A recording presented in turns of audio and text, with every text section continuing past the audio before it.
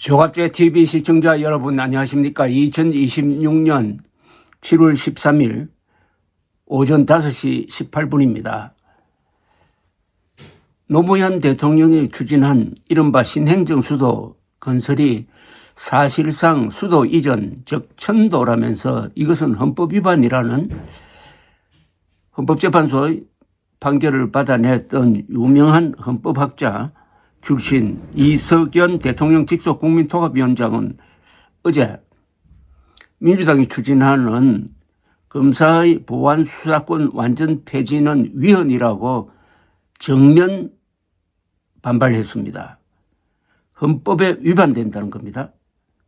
그는 더불어민주당이 추진하는 검사의 보안 수사권 완전 폐지가 헌법이 규정한 검사의 수사권을 전면 부정하고 있기 때문에 헌법 위반이라는 겁니다.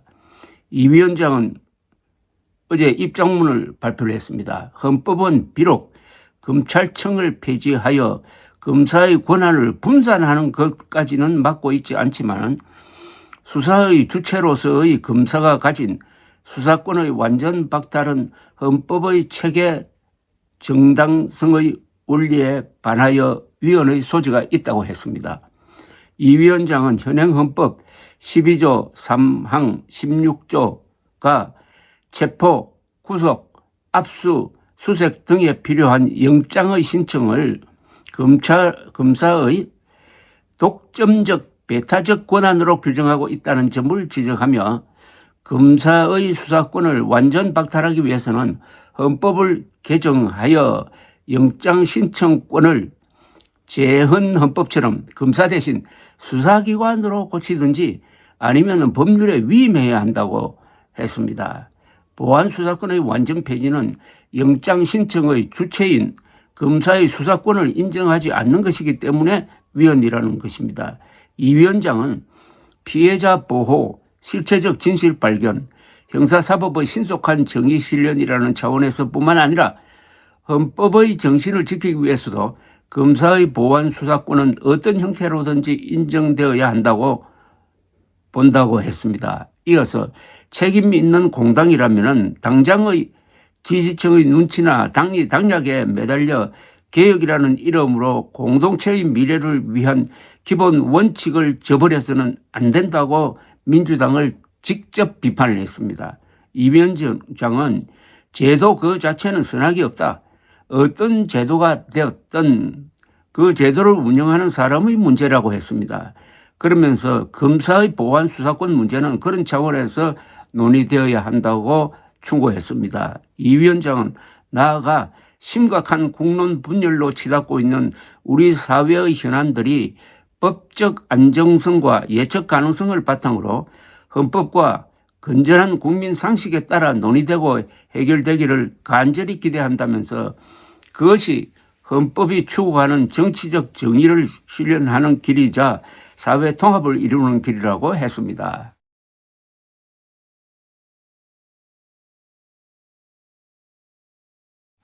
이 위원장은 이명박 정부에서 법제처장을 지낸 인사입니다. 보수 인사로 알려져 있습니다. 이재명 대통령은 지난 대선 때 이 위원장을 영입하여 공동선거대책위원장에 임명한 바가 있습니다. 정부 출범 뒤 국민통합위원장에 발탁되었습니다. 한편 이소영 민주당 의원도 어제 보안수사권 폐지 법안에 우려를 표한다는 입장문을 냈는데 아주 논리정연하게 반발을 했습니다.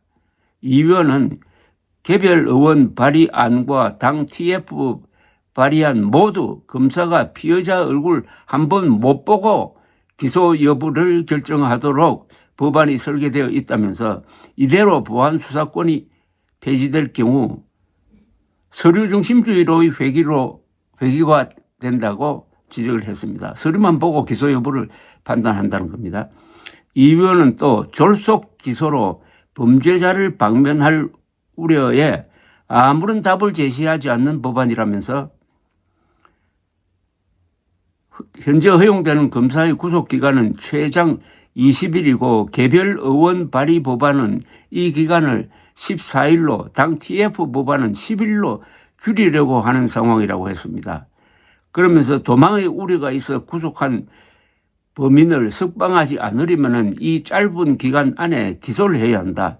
시간이 빠듯하면 핵심 사실도 보완하지 못하고 졸속 기소를 해야 하고 그 경우 호화 변호인단을 끼고 있는 영리한 범죄자는 공소기각이나 무죄를 받을 것이라고 했습니다. 즉 검찰이 가지고 있는 수사보안권, 즉 경찰이 수사해온 것이 부족하다 해가지고 직접 보완 수사를 할 수 있는 권한을 빼버리면은 억울한 사람이 발생하는데, 첫째,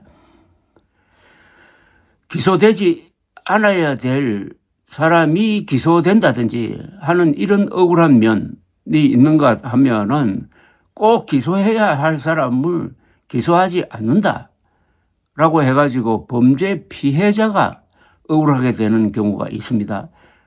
그러니까 범죄 피의자가 억울한 경우가 생기고 또 범죄 피해자가 억울한 경우가 생긴다 이겁니다. 현재 검찰 보안 수사권은 경찰이 수사해 온 것의 거의 한 절반가량을 검찰이 보안 수사를 한다고 그럽니다. 이 권한이 없어지면은 경찰이 수사한 것을 서류 검토만 해가지고 검사는 그냥 기소할 거냐 말 거냐 그것만 결정하면 된다는 겁니다. 이렇게 하면은 이 피해자는 어떤 사람이 되느냐?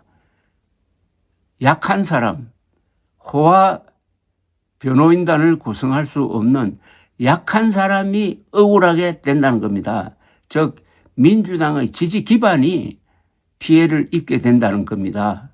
그런데도 민주당이 이렇게 폭주를 하는데 이재명 대통령은 거기에 반대하다가 요사이는 그쪽으로 넘어가 버리고 말았습니다. 투항하고 말았습니다. 이렇게 되면은 누가 이걸 막을 수 있느냐 하는 게 극히 이제 의무시 됩니다. 다만 이 논의를 앞두고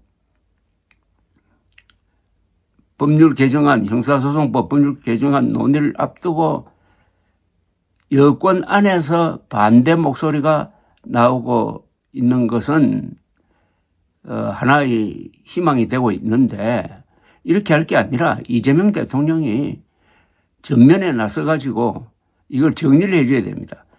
통과하더라도 내가 거부권 행사하겠다는 말까지 해야 됩니다.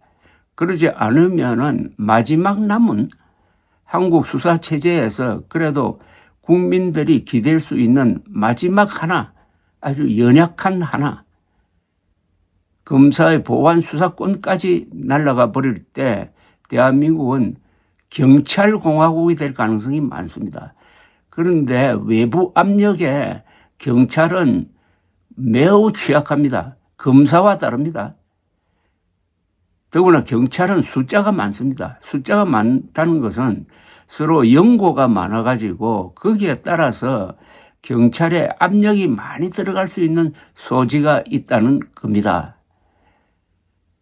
이제 검사 수사권을 완전 폐지해가지고 대한민국 헌법에 도전함으로써 70년 이상 대한민국 국민의 안전을 도모했던 기둥 하나를 완전히 뿌리 뽑을 것이냐 말 것이냐. 그리하여 그 피해가 국민 전체에 미칠 때 민주당 정권이 과연 2028년, 2030년 총선 대선에서 이길 수 있느냐. 아마도 수사권 폐지 요거 하나만으로도 민주당 정권이 재집권이 불가능하게 되는 사태가 일어날 가능성이 매우 높아졌습니다. 이석연 국민통합위원장 그리고 이소영 민주당 의원의 양식에 경의를 표하는 바입니다. 감사합니다.